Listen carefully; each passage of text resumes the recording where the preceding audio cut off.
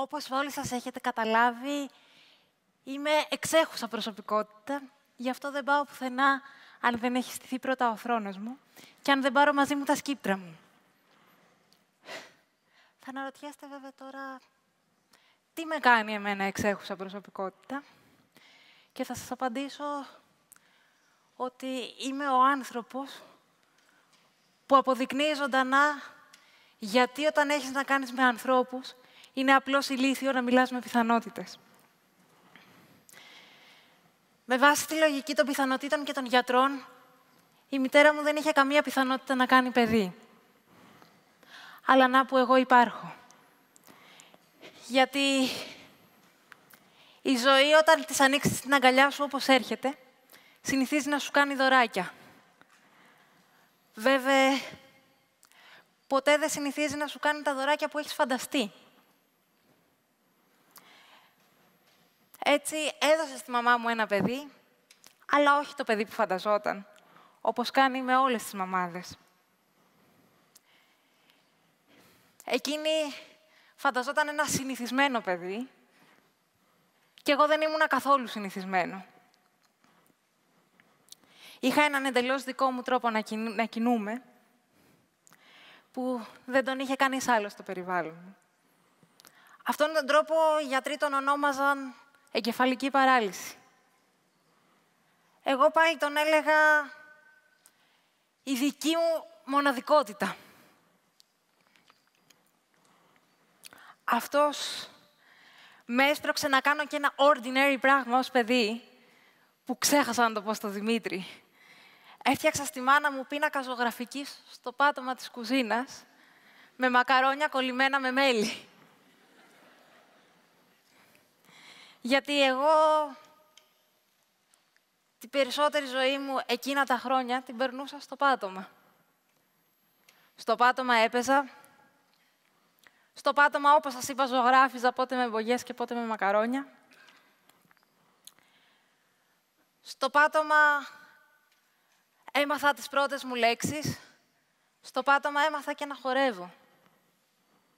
Αρχικά από την τρέλα μιας γυναίκας που ήρθε σε ένα κέντρο αποκατάστασης σπαστικών παιδιών να μας δείξει πώς είναι να χορεύεις. Όλοι τη λέγανε τρελή. Και εγώ μέσα από εκείνην έμαθα ότι ο κόσμος αλλάζει από αυτούς που συνηθίζει να αποκαλεί τρελούς. Χωρίς καμιά δυσκολία με έπεισε ότι μπορούσα να χορέψω και εγώ με τη σειρά μου έπεισα και τις φίλες μου που κινούνταν με το συνηθισμένο τρόπο. Παιδιά που δεν είχαν διαγνωστεί ως ελλειμματικά όπως εγώ, παιδιά που ο κόσμος τα ονόμαζε φυσιολογικά, θελήσανε να χορεύουνε μαζί μου. Μου δανείσανε τις πουέν τους και τα κορμάκια του μπαλέτου και κάναμε μαζί μαθήματα. Έτσι έμαθα ότι ό,τι αγαπάς πολύ και θέλεις πολύ να το κάνεις, θα τα καταφέρεις να το κάνεις, αρκεί να βρεις το δικό σου τρόπο, που μπορεί να μην είναι ο τρόπος των πολλών, αλλά μπορεί να είναι πιο απολαυστικός. Πέρασα τον νηπιαγωγείο και ήρθε η ώρα να μπω στο δημοτικό.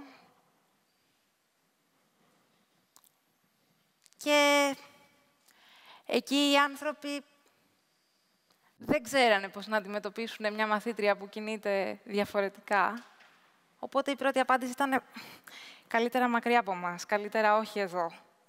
Γιατί είναι η συνηθισμένη μας αντίδραση σε ό,τι έχουμε κατηγοριοποιήσει ως διαφορετικό από μας, να προσπαθούμε να κρατήσουμε απόσταση. Και αυτό είναι φυσιολογικό. Και να φοβόμαστε, και να απομακρυνόμαστε, και να νιώθουμε αμήχανα. Είναι προστατευτικό. Γιατί αν αυτό που φοβόμαστε δεν είναι ένας άλλος άνθρωπος, αλλά είναι ένα παράξενο ζώο που δεν ξέρουμε αν μπορεί να μας δηλητηριάσει ή όχι, σώζει ζωές το να κρατήσουμε απόσταση. Στη δικιά μου περίπτωση, βέβαια, δεν ήταν και τόσο προστατευτικό. Γι' αυτό οι γονείς μου ευτυχώς επέμειναν και πέρασα εξετάσεις. Ναι, πέρασα άτυπες εξετάσεις για να γίνω δεχτή στο λεγόμενο τυπικό δημοτικό σχολείο. Πολύ σύντομα απέδειξα ότι μπαίνω εκεί με αξιώσεις να είμαι από τους πρώτους αν όχι η πρώτη μαθήτρια της τάξης μου. Στα ακαδημαϊκά ήταν όλα ιδιαζόντως εύκολα για μένα. Όταν όμως ο λόγος γινόταν για την κοινωνική ζωή της τάξης, εκεί τα πράγματα ήταν πιο προκλητικά, πιο challenging. Έτσι κάπως έρχεται μια εκδρομή στην Τρίτη Γυμνασίου, που εγώ έχω ζαλίσει τη φιλόλογό μου για το σε ποιους αρχαιολογικούς χώρους θα ξεναγηθούμε και τι είναι να μάθουμε εκεί που πηγαίνουμε.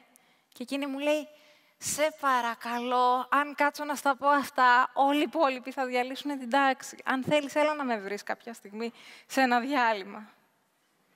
Και τελικά μαθαίνω ότι το μόνο μέρος που έχουμε ξενάγηση θα είναι ο Μιστράς. Αρχίζω λοιπόν εγώ να ονειρεύομαι πόσα ωραία πράγματα θα μάθω εκεί στο Μιστρά και όταν φτάνει το πούλμαν στο Μιστρά μου λένε εσύ δεν μπορείς να κατέβεις. Δεν θα πας, γιατί δεν γίνεται.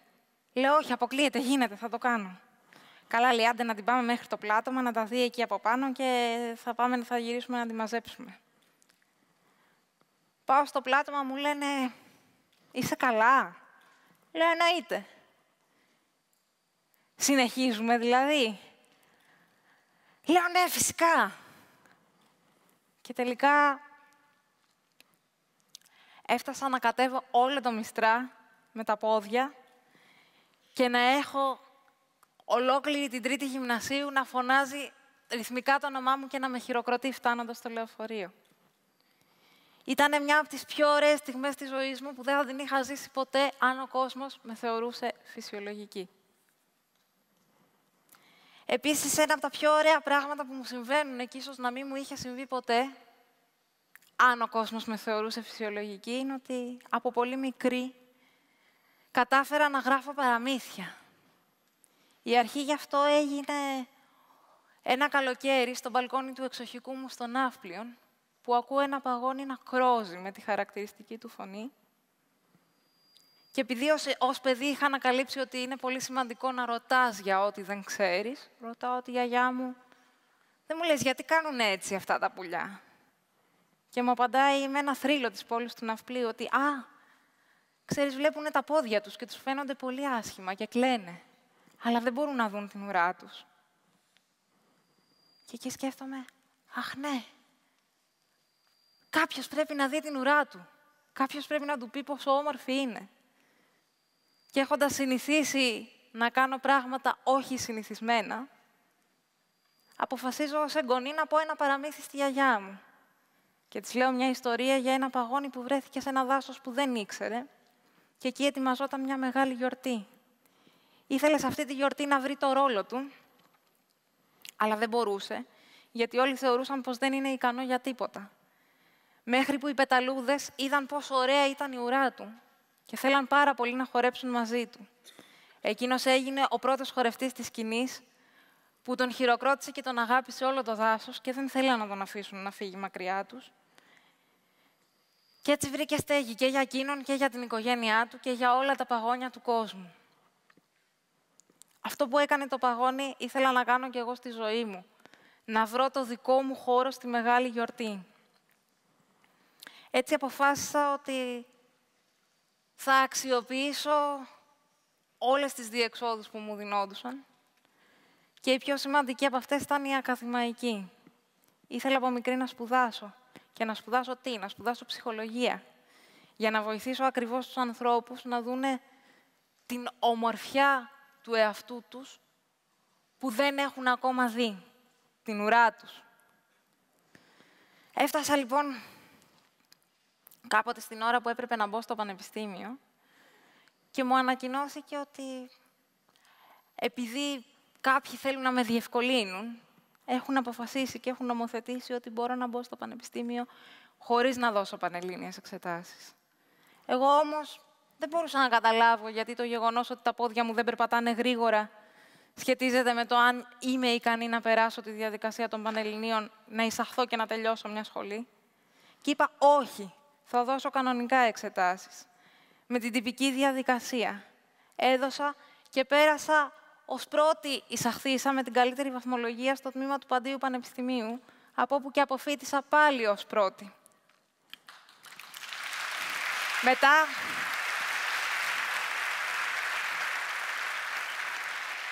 πήγα να σπουδάσω ψυχολογία υγείας στο Surrey της Αγγλίας, κουβαλώντας 2 ψευδαισθήσεις. Η μία ήταν πως τάχα μου, η ειδικότητα μου θα ήταν να βοηθήσω ανθρώπους με αναπηρία, και η άλλη πως τάχα μου, εκεί στην Ευρώπη, θα βρω τη λύση για όλα εκείνα που με ενοχλούσαν εδώ στην Ελλάδα. Τους προσβάσιμους χώρους, τους βοηθητικούς ανθρώπους. Είχα ξεχάσει, βλέπεις, εκείνη τη στιγμή ότι ο Μιστράς δεν είχε ράμπες. Και φτάνοντας στην Αγγλία, διαπιστώνω πρώτον ότι η Ευρώπη δεν είναι τόσο καλύτερη από εμάς όσο νομίζουμε. Και ότι η αλλαγή που ήθελα στη ζωή μου δεν θα ερχόταν αλλάζοντας τόπο, αλλά αλλάζοντας εγώ μέσα μου. Αλλάζοντας αυτό που ήμουν, αλλάζοντας τον τρόπο που σκεφτόμουν.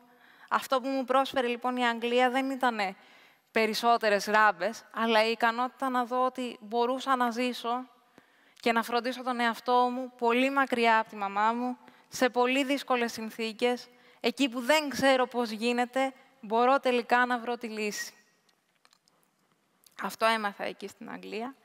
Και επίσης έμαθα ότι δεν θα ήμουν καλή θεραπεύτρια μόνο για τους ανθρώπους με αναπηρία, αλλά για όλους τους ανθρώπους, γιατί τελικά οι άνθρωποι με αναπηρία δεν έχουν έναν ειδικό, ιδιόμορφο ψυχισμό που εγώ το ξέρω καλύτερα, αλλά όπως όλοι οι άνθρωποι έχουν ανάγκη να ακουστούν, να βρούνε χώρο να διερευνήσουν την εμπειρία τους. Όλοι οι άνθρωποι. Γιατί ξέρετε τι λάθος κάνουμε εμείς οι άνθρωποι. Νομίζουμε ότι ξέρουμε τι συμβαίνει στον άλλον, νομίζουμε ότι ξέρουμε πώς νιώθει. Αλλά στην πραγματικότητα δεν ξέρουμε. Το μεγαλύτερο δώρο που έχουμε να του κάνουμε είναι να τον ακούσουμε.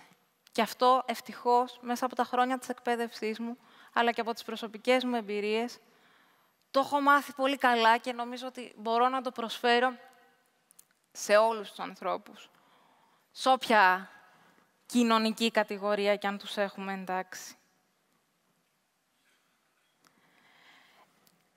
Σπουδάζοντας όλο και πιο πολύ την ψυχολογία και την ψυχοθεραπεία, διαπίστωσα ότι η αναπηρία μου είχε μάθει από πολύ νωρίς πράγματα που αργότερα ανακάλυψα στα βιβλία.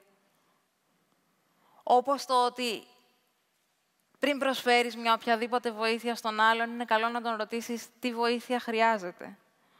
Όπως το ότι οι άνθρωποι έχουν πολλές φορές δυνάμεις πολύ περισσότερες από αυτές που φαίνονται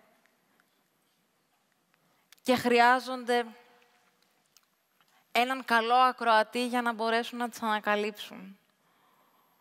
Όπως το ότι πάντα, ακόμα και μέσα στην πιο δύσκολη περίσταση, μπορεί να βρει κανείς κάτι θετικό που έχει να μάθει. Μπορεί να βρει κανείς μια καλή αφορμή για την προσωπική του εξέλιξη. Όπως το ότι, όπως έλεγε ο Φρόιντ, η ζωή δεν είναι ούτε τόσο ωραία, ούτε τόσο άσχημη όσο τη φανταζόμαστε, αλλά είναι το μόνο που έχουμε. Και γι' αυτό δεν πρέπει να το αφήσουμε να φύγει χωρίς την προσωπική μας φραγίδα. Γιατί όλοι γεννιόμαστε με περιορισμούς, που μπορεί να προέρχονται από το σώμα μας, μπορεί να προέρχονται από την ιστορική στιγμή, από τις κοινωνικές συνθήκες, αλλά τελικά δεν έχει σημασία ποιοι είναι οι περιορισμοί μας, αλλά ποιο είναι το νόημα που εμείς θα δώσουμε σε αυτούς. Ποια είναι η στάση που θα επιλέξουμε να κρατήσουμε απέναντί τους. Όλα αυτά τα είχα μάθει πρώτα από την ίδια μου τη ζωή, από τις ίδιες μου τις προσωπικές εμπειρίες και μετά ήρθαν να επισφραγιστούν και από τα βιβλία. Γι' αυτό νομίζω μπορώ να απολαμβάνω τόσο πολύ τη δουλειά μου, τη γνωριμία μου με ανθρώπους που με κάνει και εμένα να ανακαλύπτω κάθε φορά καινούργια πράγματα για τον εαυτό μου, να νιώθω ότι διευρύνομαι σαν άνθρωπος, ότι βρίσκομαι πιο κοντά στο εσωτερικό μου φως. Γιατί όλοι έχουμε ένα εσωτερικό φως που χρειαζόμαστε κάποιον άλλον απέναντί μας να μας το καθρεφτίσει και να μας βοηθήσει να το ανακαλύψουμε. Γι' αυτό λοιπόν θέλω να σας ευχαριστήσω πολύ και σας σήμερα, γιατί παίρνοντας την ευκαιρία να έρθω και να μοιραστώ μαζί σας τις προσωπικές μου εμπειρίες, ήρθα πάλι πιο κοντά σε αυτό το δικό μου προσωπικό φως και ελπίζω και εύχομαι τα λίγα λόγια που επέλεξα να σας πω σήμερα να σας φέρουν και εσάς πιο κοντά τον καθέναν στο δικό του φως και να σας δείξουν έναν δρόμο να είστε πάντα δίπλα σε αυτούς και σε αυτά που κάνουν την καρδιά σας να χτυπάει πιο γρήγορα. Σας ευχαριστώ για αυτό που ζούμε μαζί εδώ τώρα σε αυτή τη σκηνή. Ευχαριστώ εσάς, ευχαριστώ και όλους τους ανθρώπους που πρώτοι είδανε αυτό το φως σε μένα, την ουρά μου ως παγόνι, γιατί αυτοί μου δώσανε την ευκαιρία να είμαι σήμερα σε αυτή τη σκηνή και να έχω κάτι να σας πω. Σε αυτούς θέλω να αφιερώσω αυτή την ομιλία, σε όλους μου τους δασκάλους και ιδιαίτερα στη Μαρία και στο Μάρκο που ξέρουν ποιοι είναι και θα το δουν από εδώ. Ευχαριστώ πάρα πολύ.